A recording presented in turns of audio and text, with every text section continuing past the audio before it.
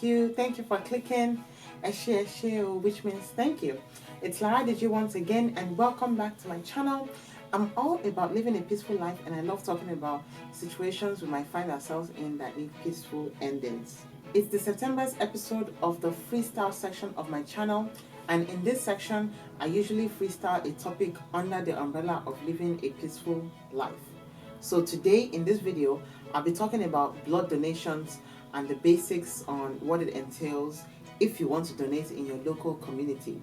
To answer the burning question on your mind, no, vampires are not allowed, okay? Please find your blood elsewhere.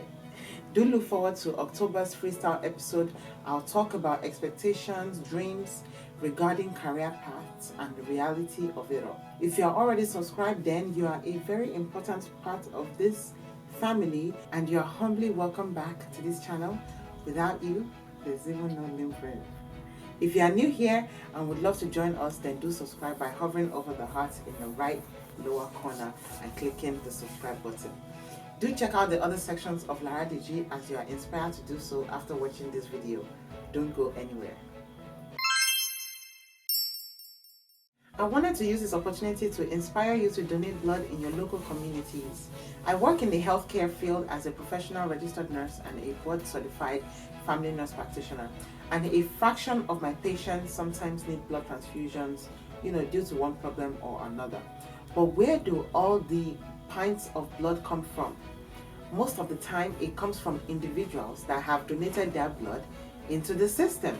It's very important to give blood because if someone gets in an accident, then they're not going to die because they can give them blood in the hospital. Are the hospital going to give daddy and mommy blood? No, we're going to give blood. And then they're going to take it to the hospital, and then the hospital will give them blood. Alright, so you're not going to be scared, right? I'm going to be scared. I personally love doing new things and venturing into uncharted waters, and I thought, what haven't I done before that I would really love to do now? I've always thought about donating for a very long time, and I never really got a chance to. So I began to think of how I could donate and got to researching how I could immediately. It so happened that there was an announcement on their website that day that they were low in blood volume and the types of blood that they had in the system. So I thought, what better time to donate? I checked the schedule and saw an available time for me to go in. Disclaimer: this information posted here was from a few websites I found online, and I put them together for you so that you can make an informed decision whether you want to donate blood or not. For starters, blood cannot be made or manufactured. So if someone needs blood, they get it through blood donations. When we bleed after a minor cut, there are 4 components of blood that leak out. Red blood cells, which represents 40 to 45% of our blood volume, they are generated from our bone marrow at a rate of 4 to 5 billion per hour. They have a life cycle of about 120 days, which is 3 months in the body. That's why they tell you you can donate blood every 3 months, so that way you would have regenerated your blood, your blood volume. The second component of blood is platelets. They control bleeding. When you have a cut, let's say, they travel to that one site and grow long tentacles to contact with the vessel and form clusters to plug the wound until it heals. The third component of blood is plasma. This is the liquid portion of our blood. It is the yellowish part, and it is made up of mostly water. But it also contains proteins, sugars, hormones, and salts. It transports water and nutrients to your body's tissues. Most people are eligible to donate life-saving blood, and donating blood is pretty easy, and you get to know your blood type also and hemoglobin level. If your blood type is O negative, you are a universal donor because your blood can be transfused into anyone in an emergency. I believe I'm O positive. My husband is O negative actually, so kudos to him. But first, what are the advantages of donating blood? Some might seem a little bit far-fetched, but these are the advantages. It can help to reveal potential health problems because they'll test for anemia, HIV, and others, before the blood you donate can be sent to the public, right? It can also reduce harmful iron stores because your body will be able to make new blood cells. So because they take out, it's like taking out not old blood or bad blood out of your system. It's just getting rid of some of the blood that you have in your bloodstream, and then your body can regenerate new cells. It might lower your risk of suffering a heart attack based on the iron stores in the blood, which can cause blood vessel constriction and can lead to heart attacks. This is something that I researched online. This is not from me, so I'm just letting you guys know. All right. It might also reduce your risk of developing cancer, but I've noticed there's not a lot of research that backs it up or tells us which kinds of cancer it reduces. But that's one of the advantages that I read about. It can help your liver stay healthy as well. This is also linked to the iron stores. I wish I knew more about this particular iron stores and liver so that I can get more information for you. But hopefully, if you guys give me a thumbs up and you like this video, then maybe I can do another video when I've done a little bit more research into how it does this. All right. The sixth advantage is that it can help your mental state because you know you're doing something good for the people, for your community who will need it. It makes you happy overall. Another thing is it can reduce stress. It can also improve your emotional well-being when you know you're contributing something positive to the society. It can benefit your physical health. It's like rejuvenating your blood supply. Let's think about it that way. It can help you get rid of negative feelings, maybe about yourself.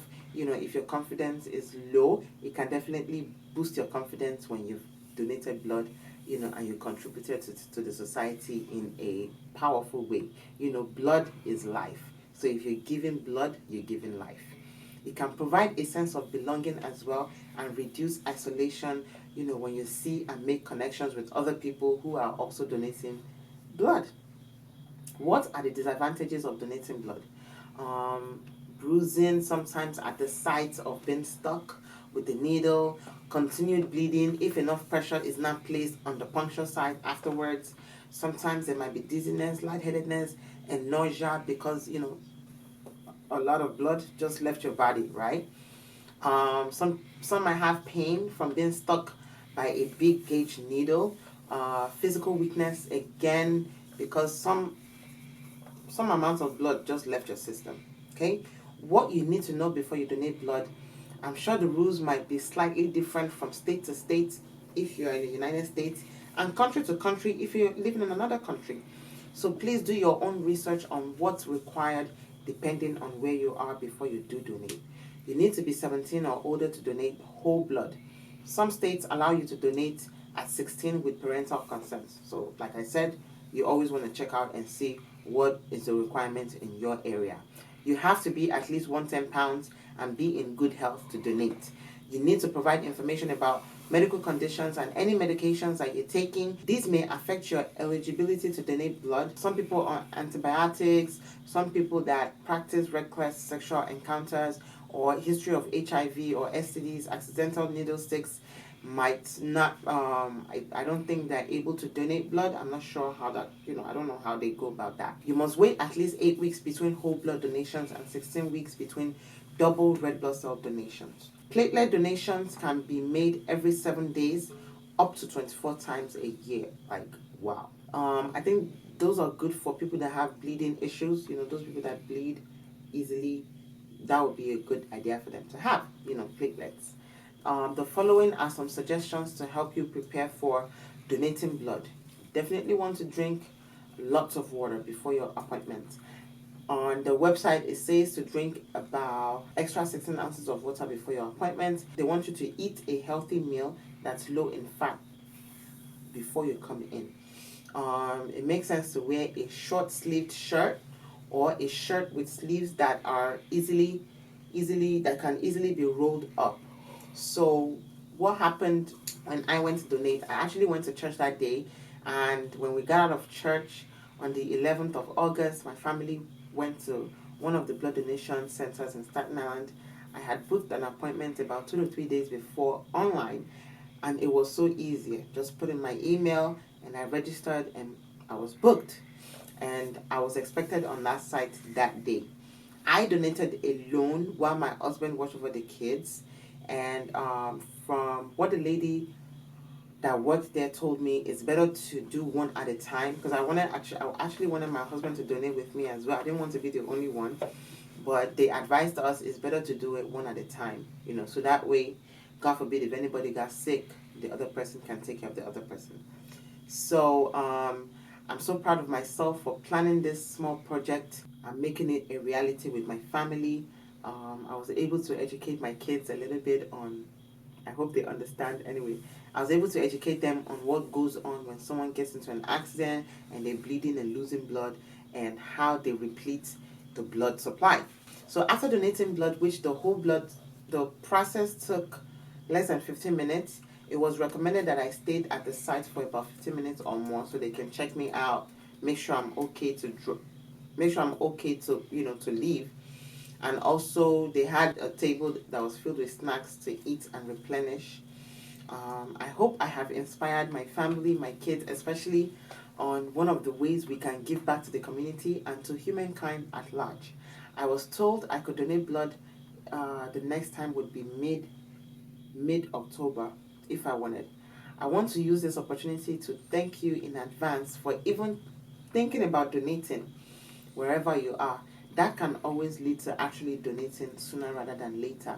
Thank you for thinking about your neighbor and being your neighbor's keeper. The important lesson of this video is that you never know who this is saving, your family member or your friend.